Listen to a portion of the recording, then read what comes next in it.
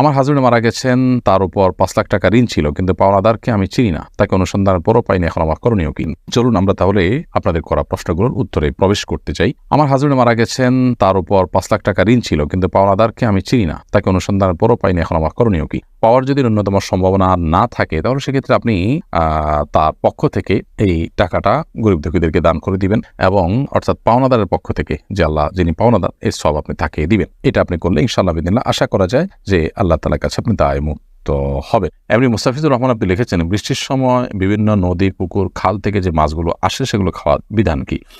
সাধারণত এই মাছগুলো যেহেতু ভেসে যায় এবং এগুলো কারো নিয়ন্ত্রণে থাকে না, অতএব এগুলো জেনারেলি খাওয়া হালাল। তবে যদি আশেপাশের পুকুর থেকে আসে, জানা যায় যে এই পুকুরের মাছ তারা পুকুরে মাছ ফেলেছেন এবং তাদেরকে ফেরত দেওয়ার স্কোপ থাকে, তাহলে সেক্ষেত্রে সেটা ফেরত দেওয়া উচিত এবং সেটা ভোগ করা উচিত নয়। আলী হাসান লিখেছেন, আমি ৫ ওয়াক্ত নামাজ পড়ার চেষ্টা করি, কিন্তু মাঝে মধ্যে নামাজের মধ্যে আমার মনোযোগ থাকে না। কি করলে পুরোপুরি মনোযোগ থাকবে দয়া করে জানাবেন। ভাই আলী হাসান, নামাজে মনোযোগ সৃষ্টি করবার জন্য প্রথমত নামাজ আমরা যা বলছি সেগুলোকে বোঝার চেষ্টা করব, অর্থগুলো জানার চেষ্টা করব, সূরা কেরাতগুলো, দোয়াগুলোর, এটা আমাদের মনোযোগ সৃষ্টিতে সাহায্য করবে ইনশাআল্লাহ।